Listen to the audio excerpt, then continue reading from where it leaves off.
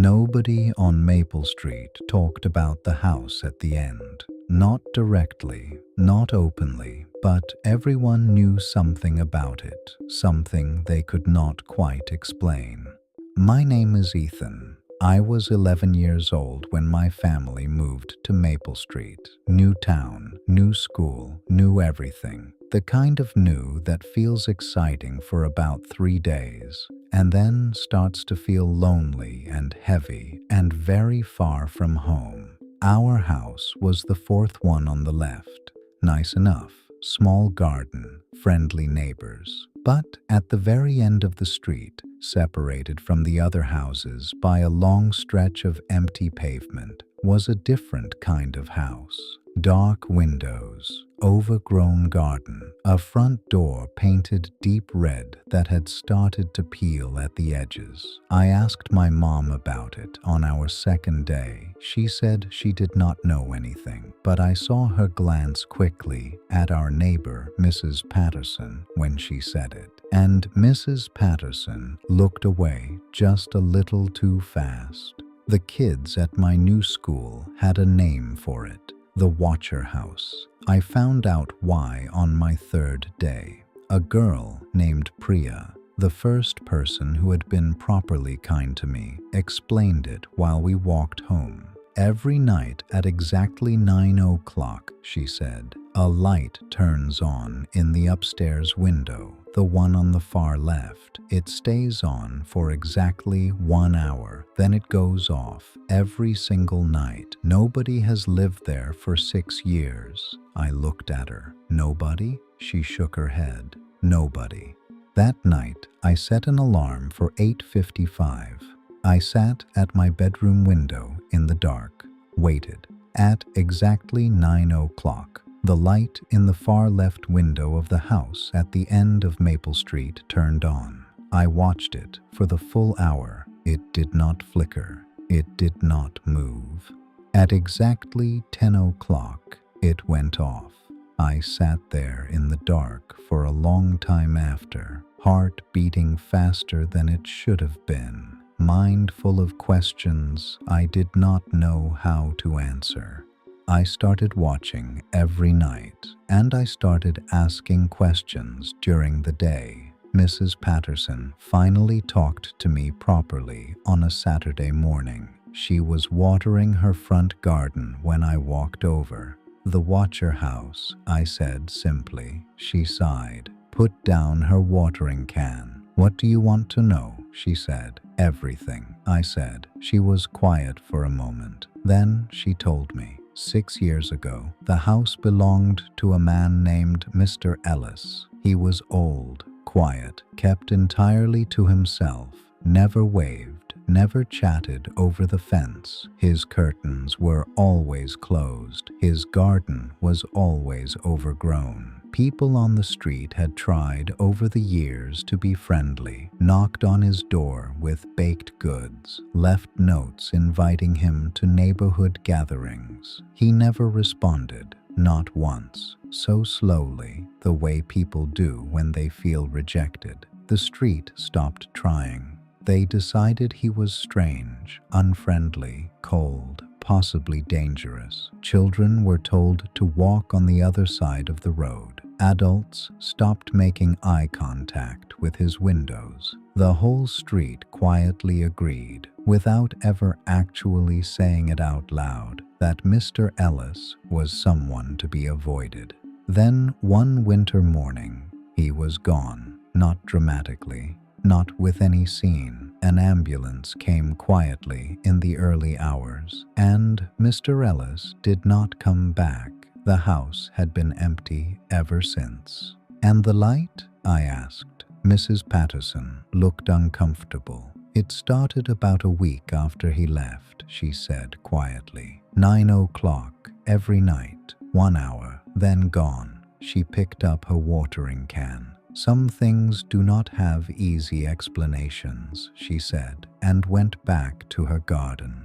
I could not leave it alone. I know I probably should have, But I was new and lonely, and this mystery was the most interesting thing on a street where I knew nobody and nothing. I went to the local library on Monday after school. Priya came with me. We searched through old newspaper records for anything about Mr. Ellis or the house on Maple Street. We found one small article from 8 years ago, a community newsletter piece about neighborhood volunteers, and there, in a photograph of a small group of people outside a local community kitchen, was a man identified as Arthur Ellis. He was serving food to a long line of people, smiling, not cold, not strange, not dangerous, just a quiet man doing something kind, alone. I stared at that photograph for a long time. He volunteered, Priya said quietly beside me. Every week, apparently, I said. But the street thought he was strange, I said, because he never talked to them, she said. We were both quiet for a moment. I went back further, dug through more records, and found something that made everything click into place. Arthur Ellis had lost his wife 20 years ago. Her name was Clara. She had been the social one, the one who baked for neighbors and remembered birthdays and waved from the front garden.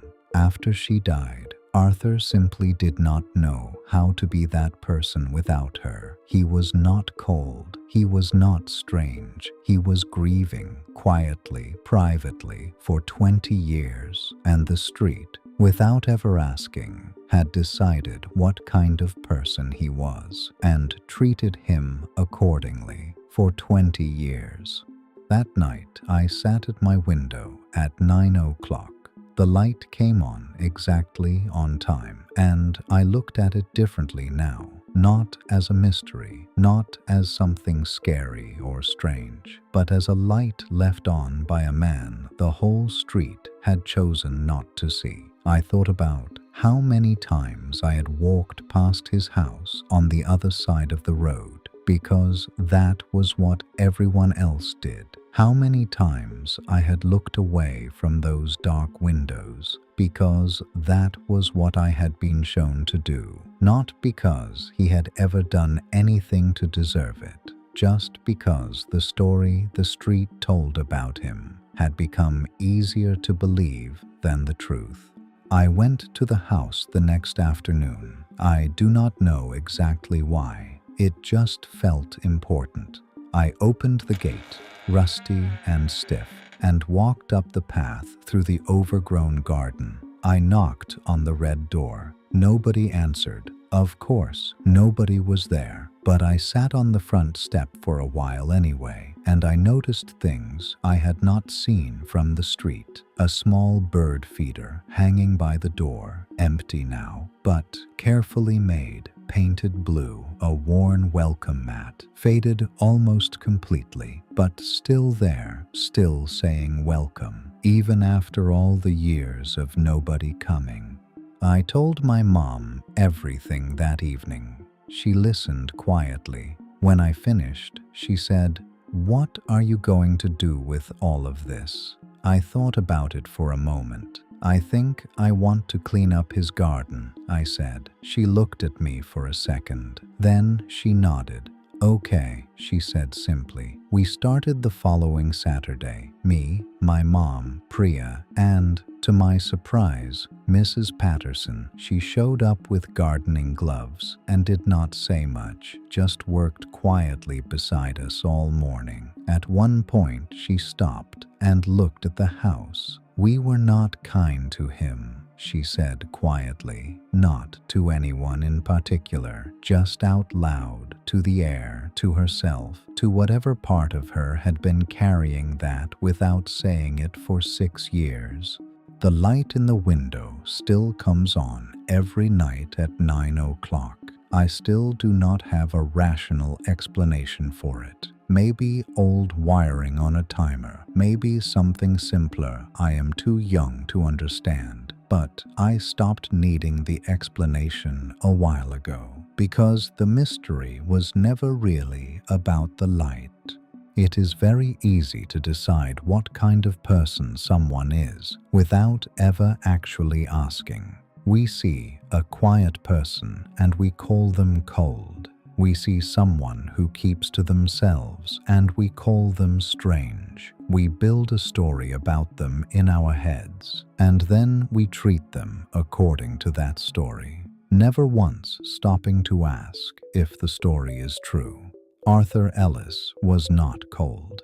He was not strange. He was a man who had lost the person who made the world feel manageable and did not know how to find his way back. That is not a reason to be avoided. That is a reason to knock on the door. So here is what I want you to remember. Before you decide what someone is, ask who they are. Before you cross to the other side of the road, consider that the person you are avoiding might just be waiting for someone to finally stop and say hello.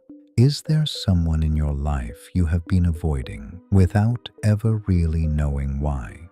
Tell me in the comments and share this with someone who needs to hear it today.